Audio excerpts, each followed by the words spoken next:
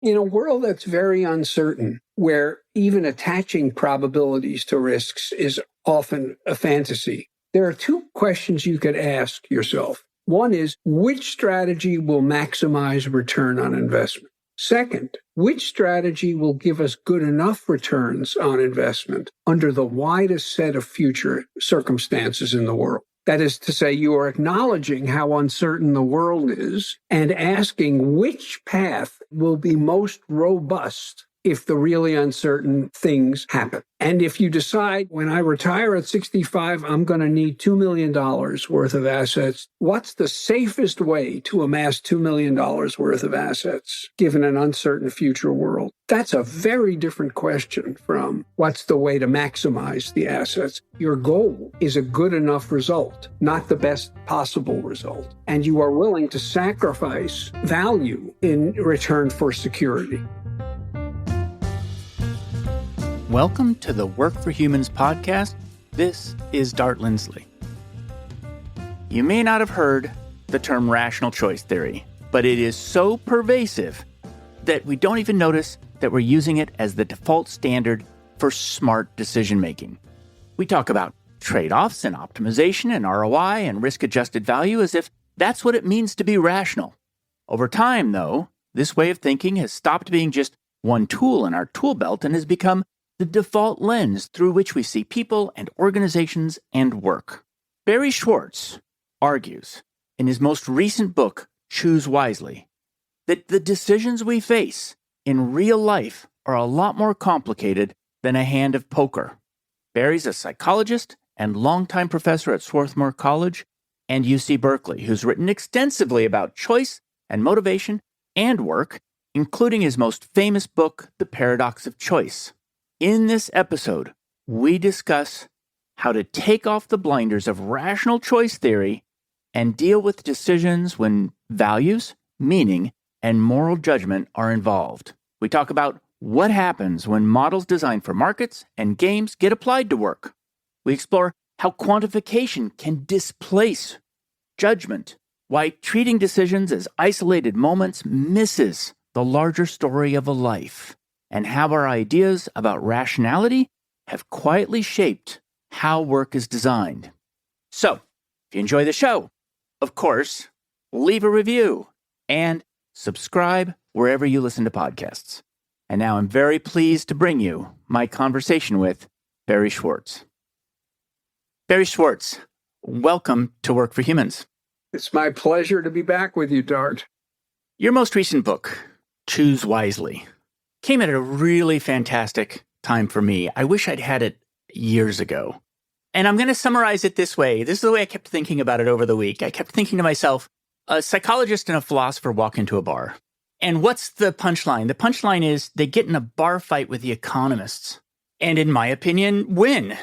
And so Choose Wisely is about how we decide.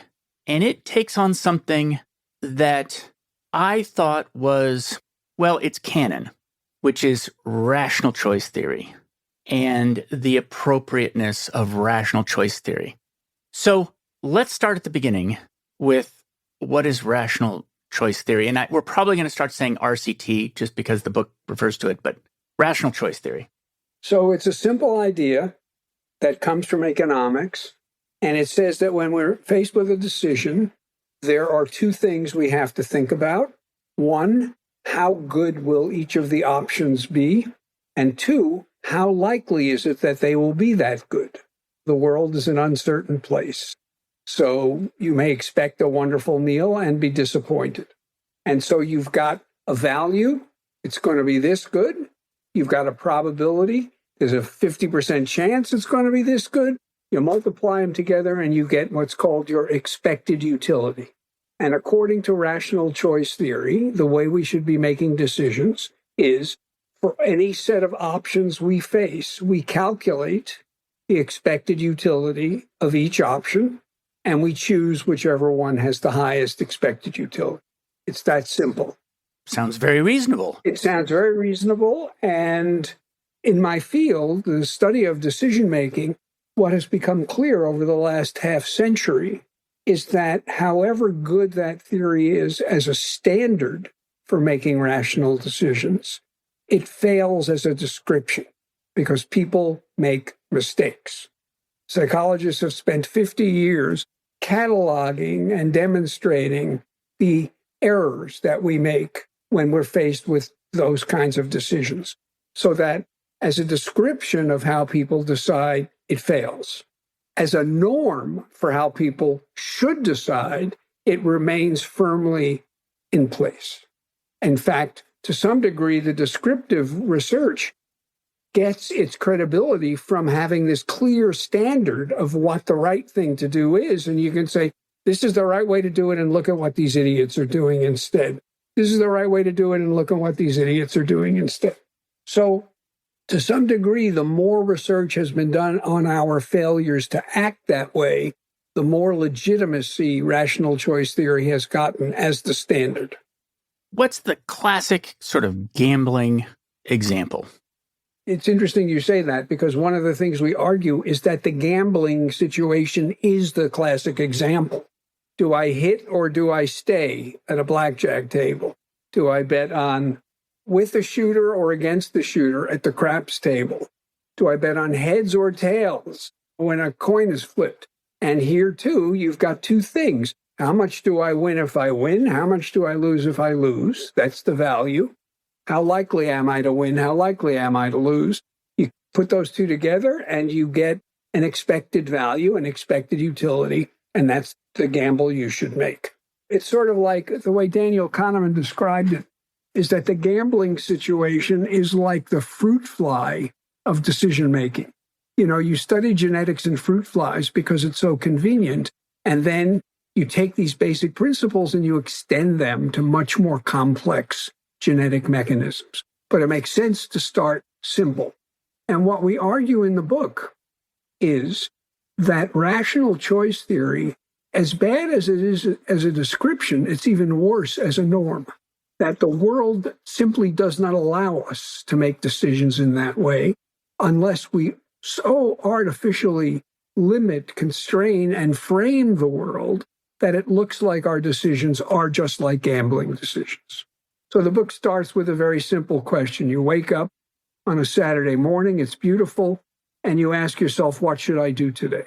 And we go through a hypothetical talking to yourself about what the possibilities are. And this is not a complicated situation. It's pretty simple. And there's no way on earth rational choice theory can capture either how we do think about it or how we should think about it. Because there are so many possibilities, it's not clear how you can compare them. Should I help my daughter pack up to move? Should I go visit my mother in the nursing home? Should I go work for the volunteer organization that I'm committed to?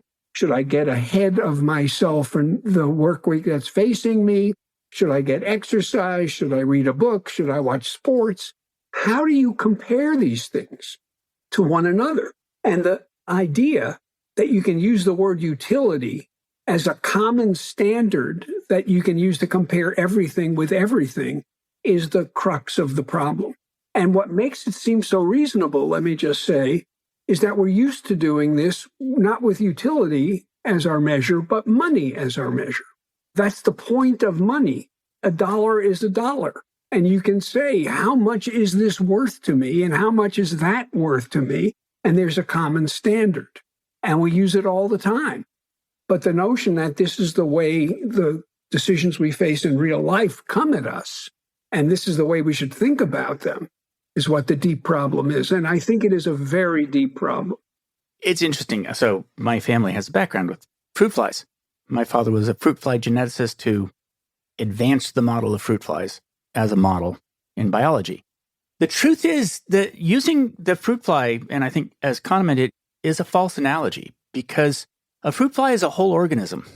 And there's a way in which when we face a complicated problem full of human choices and we try to trim it down to a math equation, we're essentially trimming off all the wings and the legs and the antennae, and we're not actually talking about the whole decision-making space. Right. I'm glad you said that, because at the level of mechanism, that is the way genes operate and recombine, maybe the fruit fly is a good model. But when you're asking, what do these genetic transformations do for the well-being of the whole organism? It stops being a good model because that will almost certainly be context dependent. It isn't the combination of dominant and recessive that determines the outcome. It's the fit between the organism and the environment that determines the outcome. On the other hand, if you want to understand molecular genetics, it's probably a pretty good sample space to be working in because at least the genetics of it is simple. But translating that into an understanding of how organisms go through their lives and go through generations is quite another story. So I think it's not a bad analogy. And the critical thing is to believe that somehow the micro entities that you're studying and coming up with generalizations about don't change as the situation increases in complexity is the key assumption. So as things get more complex, you need to add more stuff, but the fundamentals remain the fundamentals. And there's no reason why that is necessarily false. It could be true that the fundamentals remain the fundamentals, but it isn't automatically true.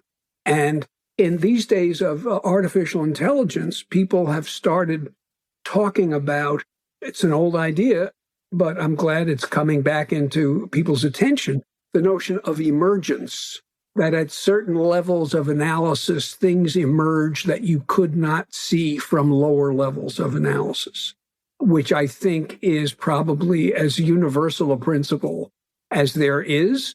But this desire to be rigorous as possible gets us to forget that and think that the strategy is to reduce to simpler, and then you can just put it all back together with Scotch tape. And that's false. What are some of the steps that are required to turn decisions, complex human decisions, into gambles? In other words, to turn what is an open system of reality into a closed one that can be turned into a formula? That's the key question.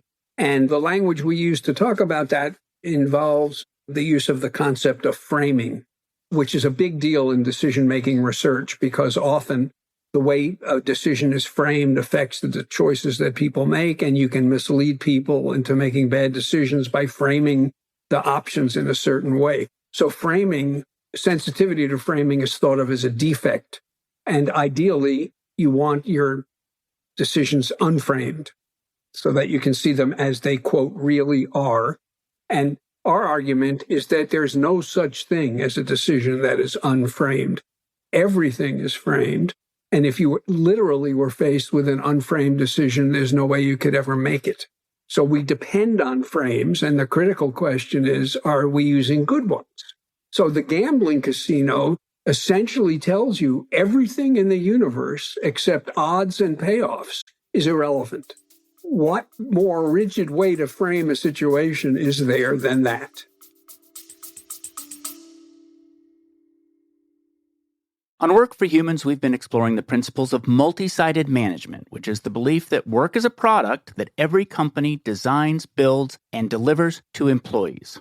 Along the way, people started asking how they could put these ideas into practice. So I founded the work design firm 11fold to help your company create the kind of work that makes teams feel alive and engaged instead of dead and dull. So you can reduce turnover and build commitment.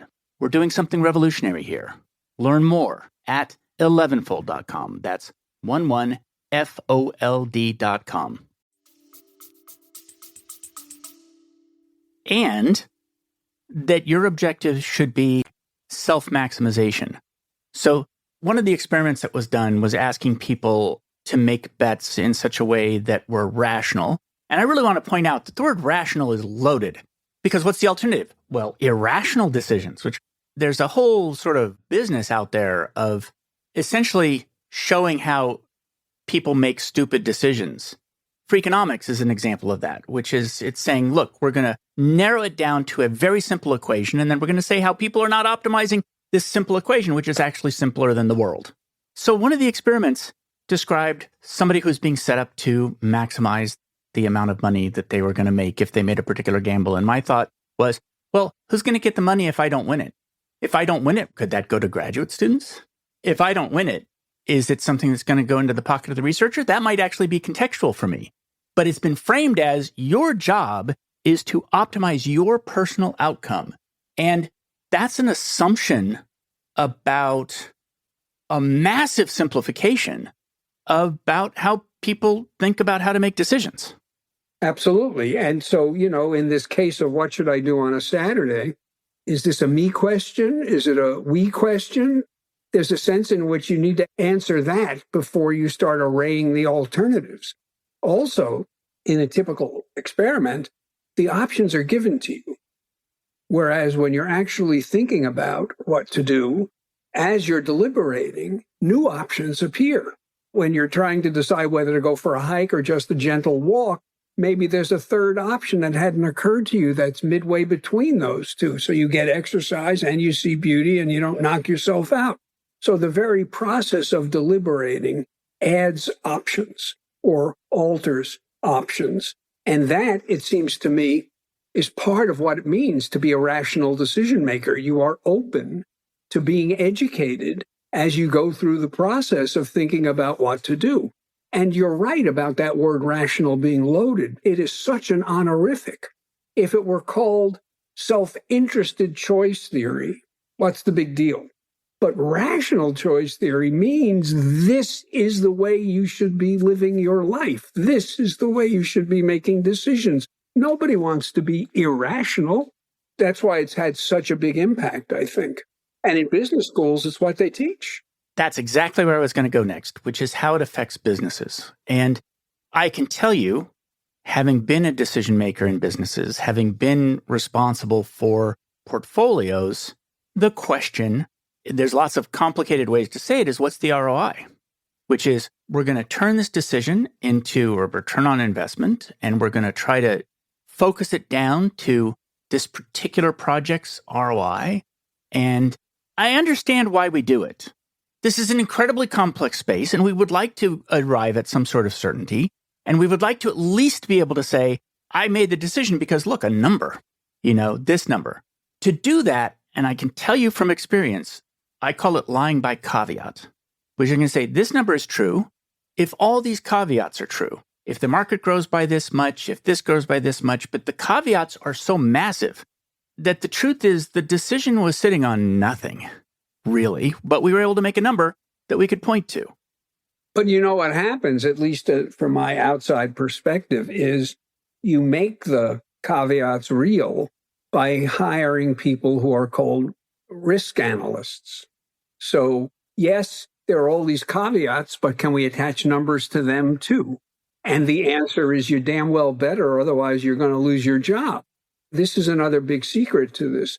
We worship quantification.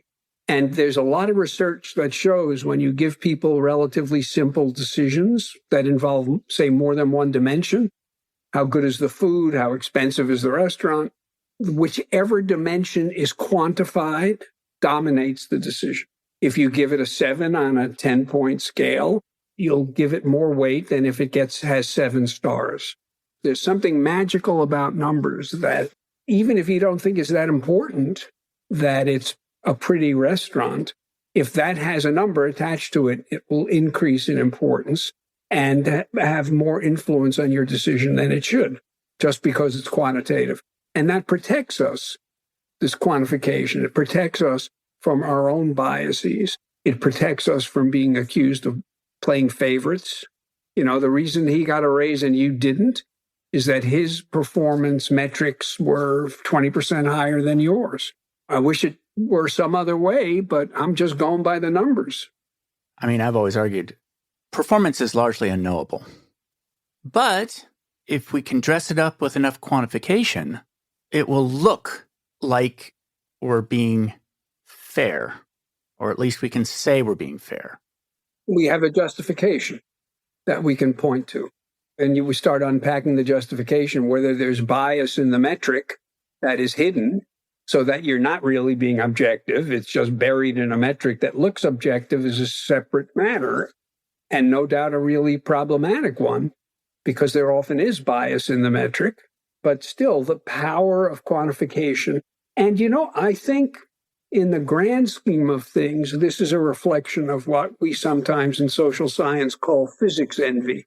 We want our discipline to be like physics. We want to be able to tell you that on March 18th, 2072, there will be the next full solar eclipse. And it's going to happen at 8:14 and 30 seconds. And until we can do that, we're just chasing physics.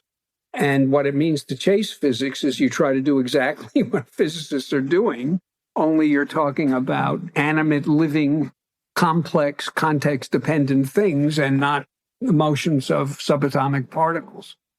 I'm going to make a bridge. I want to start going into what the alternative is.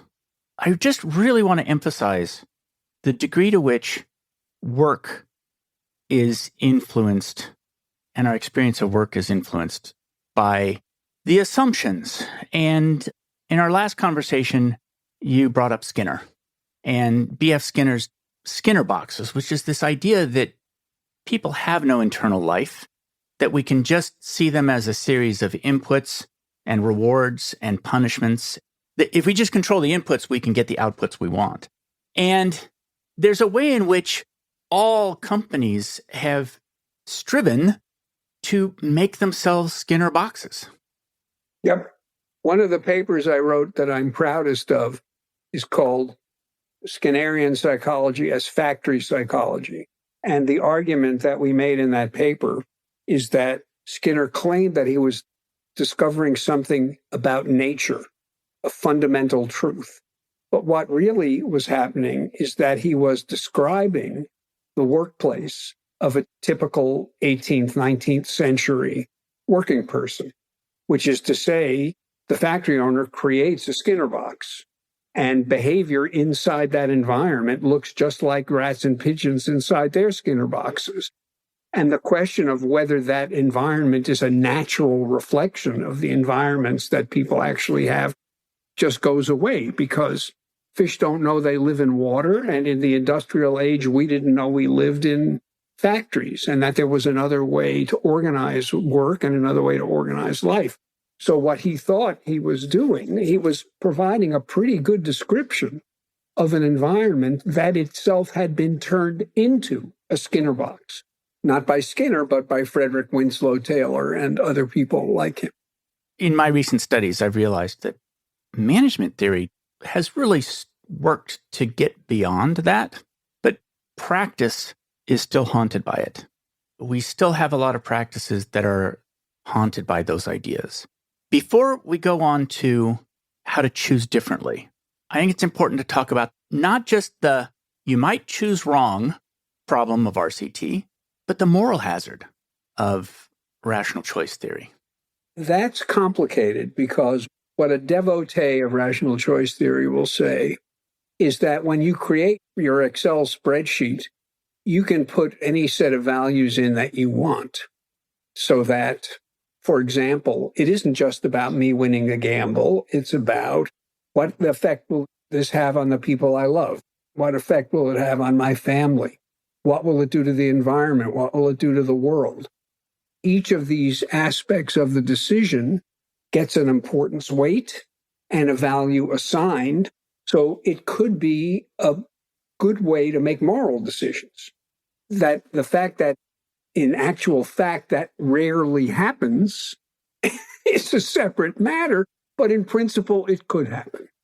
And the philosopher Peter Singer, a very utilitarian-oriented moral philosopher, keeps writing about widening the circle so that it's not just about you.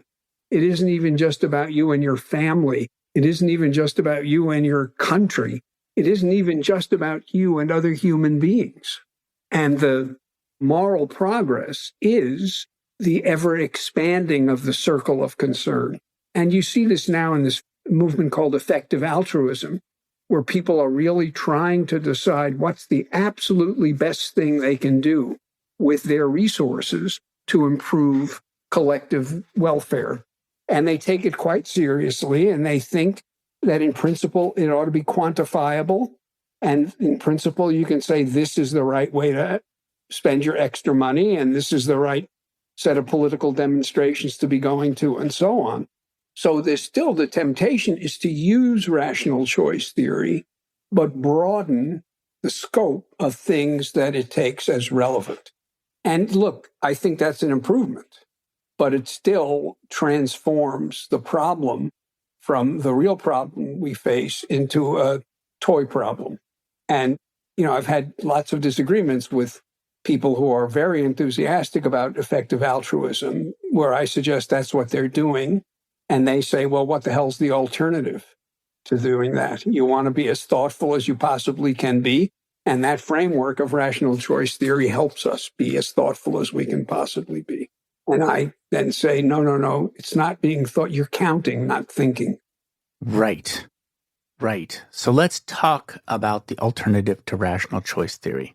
There's a very nice quote in here, which is, wisdom tells a person not to expect more rigor than the subject matter at hand allows. Which, by the way, is sort of a hazardous thing to say in a book. The standard for academic writing is that for every point you make, you're going to show an experiment that supports that particular point. And that experiment is made on a very local part of the system in a very fixed way with all of the other variables taken out. And we're supposed to use that path to be rigorous. It is poor decision-making to actually expect rigor in some cases. I think that's correct. It may seem like a risky thing to say that you shouldn't expect more precision than the situation allows, but it's funny how easily we get trapped into thinking that the push should always be for more precision, for more quantification, that if we can't specify very clearly what we're talking about, we're doing something wrong. And I think the pervasive importance of context, the openness of most of the systems within which we are making decisions, virtually guarantees that such precision will be a false depiction of what we actually face. And the more social the situation is, the truer that is. So in a workplace where you're making decisions about how to do your work, but you're also making decisions about how to organize the work of people you supervise, what kind of feedback to give them, how to get them to work together, whether to get them to work together. What we suggest as the alternative to rational choice theory is it's not nearly as satisfying, but it takes judgment. It takes reflection. It takes, you might describe as having bifocals, looking at the short term and the long term and going back and forth between them, because sometimes what's going to be a terrific solution in the short term is going to pose serious problems, morale problems, or productivity problems in the long term. So which perspective is relevant? The answer is yes. They're both relevant. And there's no formulaic way to trade them off against one another. It takes judgment. And again, in economics, they say, of course, there's a formulaic way. We call it the temporal discount function. How much do we discount next year's profits compared to tomorrow's? There's a function that describes that. And there's a way we ought to be discounting the future. And if we don't discount the future adequately, we'll make bad decisions.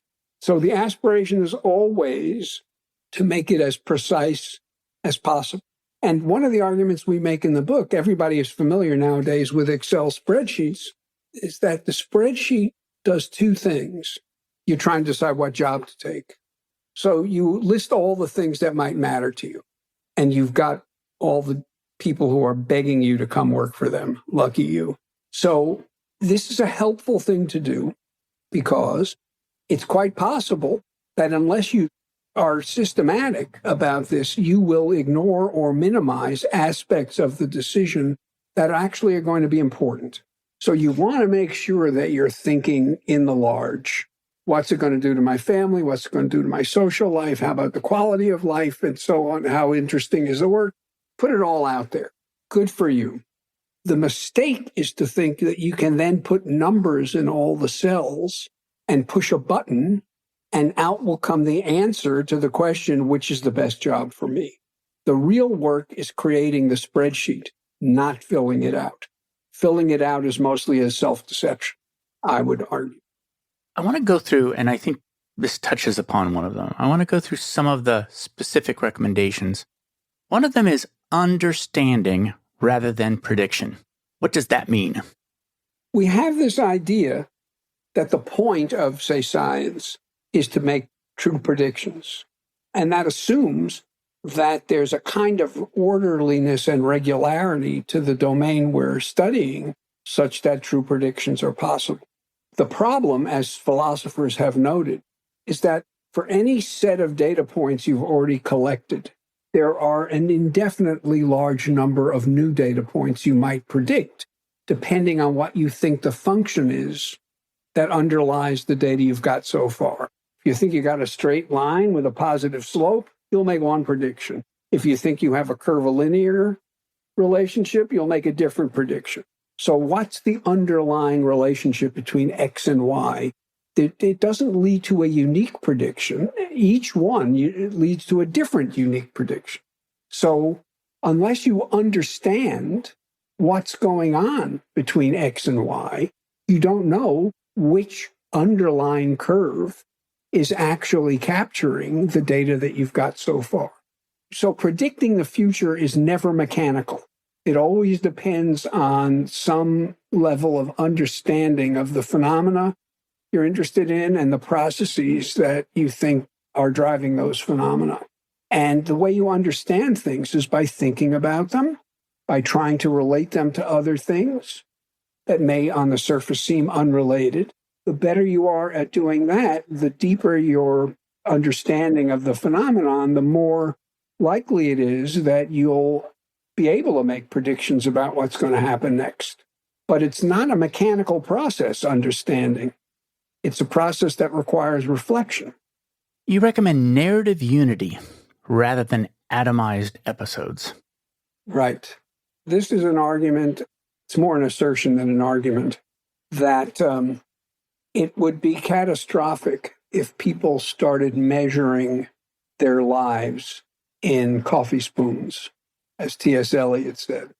The whole emerges. The whole is not merely the sum of the parts. And it is important to ask yourself when you're facing a job decision or a vacation decision or ending a marriage decision, is how that decision will affect the sweep of your life. That is, it's important to at least imagine that your life story is a story. And it isn't a bunch of unconnected episodes. You can't just take the deck and shuffle the cards and play out your life in any order, whatever order the cards come up in. You're going somewhere, and you want to be going somewhere. And having a sense of where you're going is what enables you to make sense of the decisions you've made thus far and to be wise about the decisions you're going to make tomorrow. All of that requires holism, not atomism, when it comes to looking at your own life and other people's lives. But of course, if your focus is on quantification, you want those atoms, that combine and become molecules. I will tell you, this is one of the largest challenges in managing a portfolio of projects and deciding. So, for instance, one of my jobs was to at least strongly influence what large parts of corporations would invest in. Well, there's one way of doing it, which is you take every row of possible investment and you give it an ROI. Now, you're already in trouble. And the reason is that different rows are going to be after different things. Some are about reducing risk. Some are about improving customer experience. Some are about directly reducing cost. And so the truth is, any conversion of those to comparable dollars is already a false simplification because of the caveats. And so you go through and you just figure out, well, these are the best investments we can make right here. But there's another way to do it. And the other way to do it is architectural, which is, are we as a company, do we want to be more like a Prius? Or do we want to be more like a Ferrari? Or do we want to be more like a big truck? Because the truth is, the pieces of a vehicle like that are all fit for the overall purpose of the truck or the vehicle. And so this architectural approach can be a lot more effective. And the challenge there is that what you want a truck to get done, there's a lot of variables that you're trying to optimize for, but they're different than the Prius. But you know what this comes down to use a Greek word, is asking yourself, what's the telos of our organization? What are we here for? In what way does our existence add value to the world? You know, I've heard people who teach in business schools say that should be the first question you ask when you're thinking about starting a business is, what value will this business add to the world? And if the answer to that is nothing, then that ends the argument about starting the business. And, you know, my sense in the tech world is that the early pioneers, the Google people, even Steve Jobs, that was their mission. What value can we add to the world? And from my point of view, Google has transformed the world as much as anything I can think of. Making all of the world's information to all of the world's people is one hell of an aspiration. And they kind of did it. And then, you know, it became a business. So you only want to make some of the world's information available to only some of the world's people so that they'll spend more time on Google and they'll look at ads more, and you can charge higher rates for ads. I think this may be when the founders of Google stopped being interested in the whole enterprise, because this vision that inspired them had gotten diluted by the practicalities of running a mega corporation. And they wanted to sort of wash their hands of it and work in the little corners of the enterprise where there was still aspiration for extraordinary accomplishment. It's not an accident, I would argue, that one website that stands apart from all the others, in my experience, and that is Wikipedia. Whatever its imperfections, and there are plenty, it has never lost sight of its mission, and it is not an accident that Wikipedia is not a profit-making organization. Will they get things wrong? Of course they'll get things wrong. But the one thing that you can count on is purity of motive. Will there be threats to the purity of motive? Of course there will. There's no doubt all the time there are people who are figuring out how to monetize what Wikipedia does. But somehow, as the tech presence has gotten bigger and bigger and bigger, Wikipedia has managed to hold true to its initial mission in a way that no other entity I can think of has. And right now, we're in the midst of seeing the same tension appear and probably be resolved unsatisfactorily with respect to AI. You know, the monetization temptation is overwhelmingly strong, and they're already making compromises with what they know is the best product they could provide because of the revenue models that underlie the massive investment of resources in making these large language modules work. So I think keeping your telos firmly in mind is really a critical aspect of both starting and maintaining entities. Jimmy Wales started it, and he and I were both giving talks at some meeting. I don't remember what. So we had a chance to talk a little bit. And I said to him, are you worried about succession? How are you making sure that the people who follow you will be as committed to your mission as you've been? And he just sort of swept it away. He said he was so confident of the purity of motive of the people involved. He thought that would take care of itself, and he didn't need to put anything in place to make sure it took care of itself. And I thought he was being naive, but, you know, that was easily 20 years ago, and it seems to me so far so good. This is related to a point you make, which is that maximization is not always best. And to some extent, what we're talking about here is financial maximization. And that the assumptions of RCT is that the goal of the game is to maximize something, and that the goal of the game should maybe not be maximization. There are two problems with maximization, well, maybe more than two. One is the psychological costs associated with that as an aspiration. And, I've written a whole book about the problem of too much choice, and particularly how acute it is when you think the point in every decision is to get the best. It just fills you with self-doubt, with confusion, with frustration, with regret, with disappointment. That's one problem. The second problem is maximizing assumes that whatever it is you're aspiring to can be quantified. Otherwise, how do you know you're maximizing? And sometimes it can't be quantified. Good enough, as opposed to maximizing, is vague enough that you can say this is a good enough outcome without resorting to this slavish devotion to quantification, because you're not worried about whether this outcome is better than that one. You're worried about whether this outcome is a good enough outcome. Is a 7% rate of return good enough for our hopes and dreams for this company?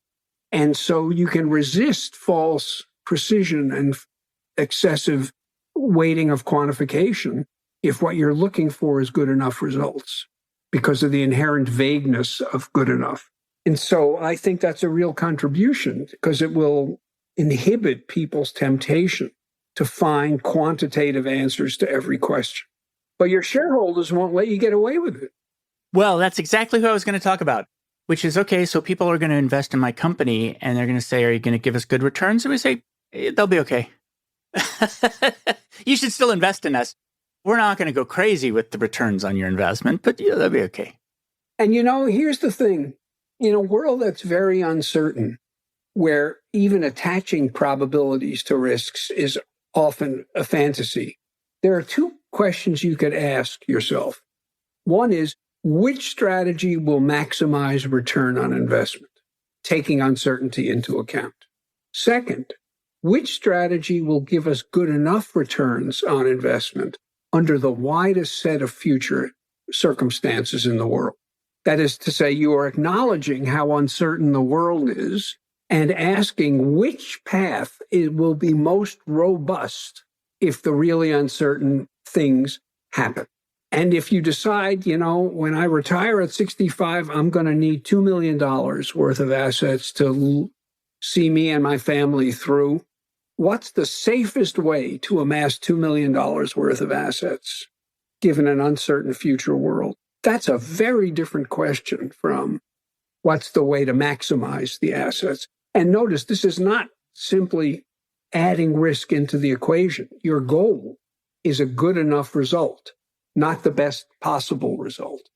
And you are willing to sacrifice value in return for security.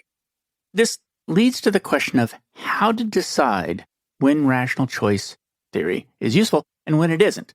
So just a few weeks ago, I had on the show somebody who has interviewed 180 people over 80 who are working. And some proportion of them are doing it voluntarily. They have enough money. It's not a problem. But there's another large proportion that are doing it because they have no other choice. And one of the things that struck us in the conversation is that some rational choice theory about financial investments early on might have been really helpful. But that's a very mathy kind of problem with probabilities associated with it. We have a lot of data about what the fluctuations in the market are. It's more susceptible to the kinds of solutions of rational choice theory than what college should my daughter go to? Yeah, no, absolutely. And so knowing where that line is, when am I leaving the zone of this is a useful way to approach choosing, and when am I moving into one that isn't? Are there key indicators that would lead me to say, maybe this is not a math problem? I think there are two things to look for.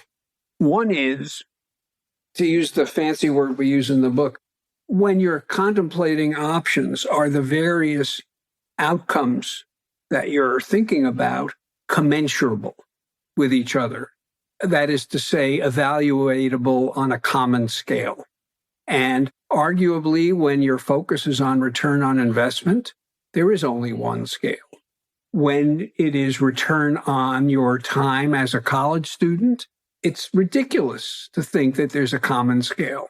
Being at a school that has the number one ranked football team in the country will certainly give you some pleasure while you're a student. And how do you compare that pleasure to the fantastic Bio 1 teacher you had as a freshman? What's the metric? Is it smiley faces? Is it how fast your heart beats? What's the metric that says a great Bio 1 lecture is worth a tenth as much as having the number 1 ranked college football team in the country? It's ridiculous. So the clearer it is that what you're trying to do is make a decision that has aspects that are not comparable to each other, the more you should avoid the rational choice theory framework, which forces you to array everything on the same scale. That's one. Second is when you're assessing probability, how likely is it that if I make this decision, I'll get what I'm expecting? Can you really assess probability in that specific a way? You know, when I throw 2 dice, I know exactly what the probability is that they'll come up 7. There's no 7-ish. It's either a 7 or it's not a 7. And we can specify very precisely what the odds are of 7 and every other combination. When you're trying to decide whether to go to the beach on a weekend and the weather forecast is that it might rain, is that the same? Well, it really isn't for 2 reasons. One, when they say there's a 30% chance of rain, do they really mean that there's a 30% chance of rain? And second, not all rain is the same. You know, if it's a drizzle, it'll have one impact on your trip to the beach. If it's a downpour, it'll have a different impact. So you need to be asking, why am I going to the beach? What's my objective? What will give me pleasure and satisfaction? So there's a kind of what I call radical uncertainty associated with many of the decisions we face in life that a gambling table doesn't capture. And so if you are suspicious about all values being comparable on a common scale, and you are suspicious about being able to actually identify precise probabilities, there is good reason to think that rational choice theory is not the right tool. And I don't think people think about that much. Uncertainty is uncertainty. There aren't different kinds of uncertainty, and that's not right. There are different kinds of uncertainty. I'll tell you how it really fits with the idea of the narrative, which is one of the questions I think we ask when we are faced with complex decisions. Should I visit my mother this weekend, or should I go to the baseball game? Is to some extent we are asking ourselves, who do I want to know I am afterwards? That's the narrative thing, which is, it's not just what's the story, but what character am I playing in this story? And do I still want to have that character after that decision? That's exactly right. What character am I playing? What character do I think I should be playing? What character do I wish I were playing? All of those things. You know, there is a sense in which every decision we make is a photograph of our character at that moment in time. And the question is, what do you want that photograph to look like? Who do you want to be? Every decision is an existential decision. It is instructing you and the world about who you are. And again, the notion that there's a simple scale of your quality as a human being, and what you want to do is go as high on that scale as you possibly can, is fanciful. And it will change. This has to be a me day. I'm exhausted. I've been working hard. I need to take care of myself today. I'm not a selfish person, but that's what I need. And I'll be better as a parent and a friend and a partner if I take care of myself for this one day than if I don't. Well, those are good conversations to have with yourself. They're even better conversations to have with other people, since we tend to get locked into a certain bias, and sometimes other people can see us more clearly than we see ourselves. Kahneman described 2 different systems for decision-making, System 1 and System 2. System 2 looks like rational choice theory. System 1 is more instinctive, more intuitive. Is it possible that System 1 is doing this for us? Is it possible that, to take sort of an evolutionary approach, System 1 evolved in the real world, not the theoretical world? And is it possible it's actually functioning in some of these ways? Oh, no, I think it's quite possible. What we try to do in the book is suggest that the dichotomy is too limiting because it's instinct, intuition, thoughtless on the one hand, and deliberative, calculative, quantitative on the other. And what we're trying to suggest is that there's a kind of middle ground where you actually think about your decisions, reflect on your decisions, but you don't do it in a quantitative, limited way. So it's like system one with conscious awareness and reflection, weighing various things against one another, deciding how to decide what's more important than what. None of this will be formulaic, but it also won't be automatic. So I think the framework of rational choice theory is so powerful that it's almost impossible to imagine a thoughtful alternative to rational choice theory. So it's either rational choice theory or it's a knee-jerk. And we're trying to say there's a third way. I want to talk about some things that you describe. One of them is idea technology, and the other one is the relationship between rational choice and ideology. And there's one thing that smacks of ideology to me is that there are smart people who make rational choices, and then there's the hoi polloi who make irrational choices. And I felt that in a lot of the behavioral economic stuff, which is the benighted people who don't use rational choice theory. But it goes deeper than that in terms of what it assumes about people and what it assumes about what should be. What's the ideology? There's an ideology that underpins rational choice theory. Assumptions about what should be true. Assumptions about who people are. And what's fascinating about that is that there's a frame around RCT, the kind of frame that RCT would say is a bit of a problem. What is that frame? It's incredibly focused on individualistic self-interest, and it's incredibly focused on material self-interest. And people who are enthusiasts about rational choice theory will say that neither of those is necessary. As I said before, you can widen the set of values that you're aspiring to achieve. You can enlarge the circle of organisms you care about and all that stuff. So it's not intrinsic to rational choice theory, but it seems just a coincidence that people who use rational choice theory are almost always calculating self-interest. And it's ideological in the sense that, starting with Adam Smith. Adam Smith said famously, "It is not from the benevolence of the butcher and the baker that we get our daily bread. It is from their pursuit of self-interest." So if you have a system, a competitive system of people, each of them acting in their own interests, it's a system that serves everyone. It needs to have certain properties. It needs really to be competitive. You can't have monopolistic power. In fact, you can't have power, period.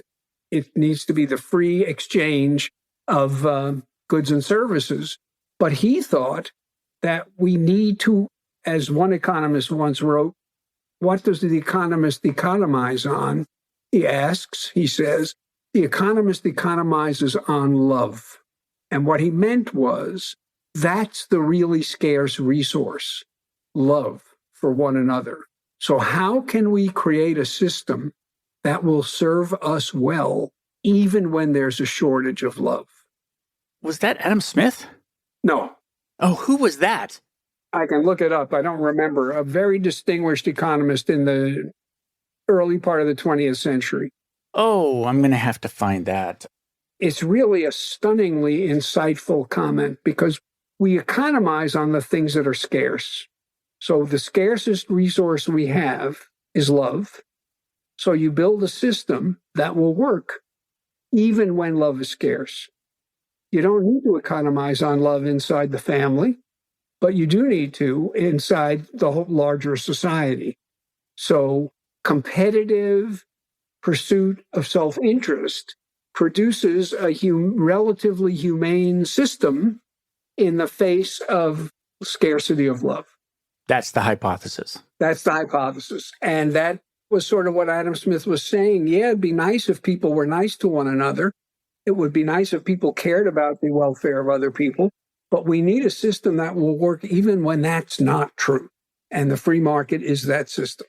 Now, what I've done in earlier books I wrote a long time ago is argue that the mistake that Adam Smith made is to assume that there were limits to how badly people would treat one another.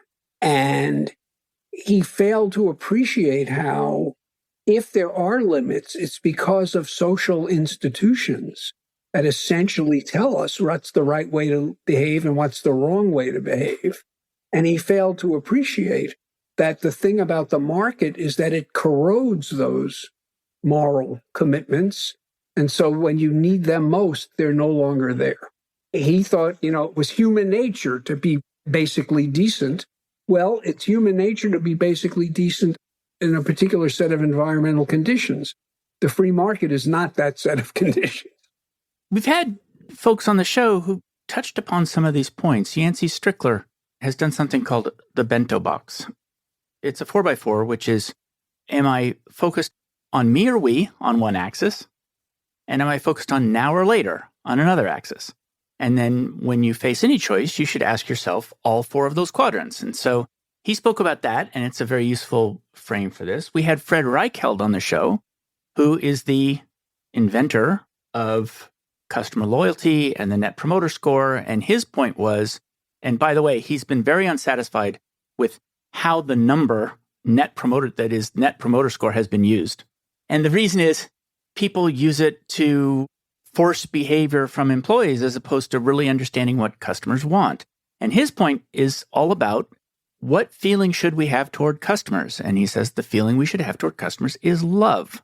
And so you see some of these things bubbling up, and Reichheld is somebody who really tried to operationalize love as something that would manifest to some extent in people, but more so in the system of the business. The system of the business should care for the well-being of the customer. And so I will tell you, though, that, and also he would point out that all evidence suggests that companies that can manifest love for their customers do wildly better than others. I will tell you where this leads me, which is one of the big challenges, I think, of creating work that people love, is that we're arguing that it's a design practice, which is that work is a design problem, that if we designed it better, we could create work that actually people really found rewarding. But the language, the standard of evidence in the design world is a fundamentally different standard of evidence than in the finance world. And so there's this distance between designers who are saying, we're going to figure out what people really want and we're going to try to give it to them. And that's a very holistic decision, which is we have to tie a lot of things together to give you what you really want. And then the finance department, which is very dependent upon rational choice theory. And so it's hard to find the conversion kit between those two different standards of evidence. That's right. And, I think at least from my outsider perspective on this, the best you can do is present evidence that when you create an environment where the workforce is in love with its customers, you improve ROI. Now you can say to the finance guys, I don't operate in your world, but here, let me give you some information that you're comfortable dealing with in your world. And this is the best way to be profitable. The way you do well is by doing good. And, I wrote a book about work some years ago. I think we talked about it the last time I was on the show, and trying to talk about how people want and get meaning from work. And I tried to suggest in that book that you can get meaning from even pretty menial work. If you're in retail and people come into your store and your attitude is, everybody who walks in the door is an opportunity for me to make a sale, that's one thing. If, however, your attitude is everybody who comes into the store has a problem, and it's a problem I can help them solve, at the end of the day, you have made the lives of 10, 20, 30, 50 people marginally better. by solving their problems, because you know what you've got better than they know, and you know what deals with the problem they're trying to solve better than they do. So the aim is not to sell as much shit as you possibly can. The aim is to improve as many lives as you possibly can. Well, that changes the attitude you have when you open up the shop in the morning, knowing at the end of the day that 50 people will be living better lives than they were before they ran into you is a huge thing. And it will almost certainly redound to the financial benefit of the enterprise if people have that attitude, and it will certainly get them much more eager to get out of bed and go to work every day. So I don't think you have to be doing brain surgery to get meaning out of the work that you do. But I'm pretty sure that maximizing ROI is not the way to get satisfaction out of the work that you do. Especially, by the way, ROI for somebody else. Especially ROI for somebody else. So, before we close, how's your work? I love it. I've been in this incredibly privileged position for my entire career of essentially never having to do anything that I didn't want to do. I taught in a place where I was free to construct the courses as I saw fit. Students wanted to be in the classroom. And I never, ever forgot how fortunate my situation was, even compared to other academics, where students don't want to be there and they're just out to get a job and they treat every assignment as an imposition. I never experienced that, not for a day. And there aren't many people who can say that. And you're writing books with friends you made? Yes, this book, Choose Wisely, he and I have been the closest of friends for 55 years, even though he's a philosopher and I'm a psychologist. And yes, the philosopher and the psychologist walked into the bar. Metaphorically, it was actually a Zoom bar. Yes. Where can people learn more about you and your work? They just Google me. I don't have much of a social media presence, but if they Google my name, they will find more of me than they ever want to see. All my books are available on Amazon. And I hope people find our conversation somewhat helpful. I will tell you, reading the book, I found it incredibly helpful, which is that those are issues that I've struggled with as a decision maker, as a leader in companies, my whole career. And I stubbed my toe on enough of them to have the shape of the problem, but not enough to be able to articulate it in a way that I might be able to resolve it. So it's really, really delightful book. I recommend it to everybody who is a decision maker. It's called Choose Wisely. And so thank you very much for joining us on the show today. It was a total pleasure, Dart. It always is a pleasure to talk to you. Thanks for joining me for another episode of Work for Humans. If you enjoyed this episode, please give us a 5-star rating wherever you listen to podcasts. And share the show with one person you think would get value from it. Believe it or not, this really helps us grow the show and reach more people who want to build the kind of work that people really want. As always, thank you to my producer, Jason Ames at Ninth Path Audio, for his insights into content and his high standard for quality. Final note, the opinions shared here are my own and not the views of Google or Cisco Systems. Thanks again for listening. See you next time.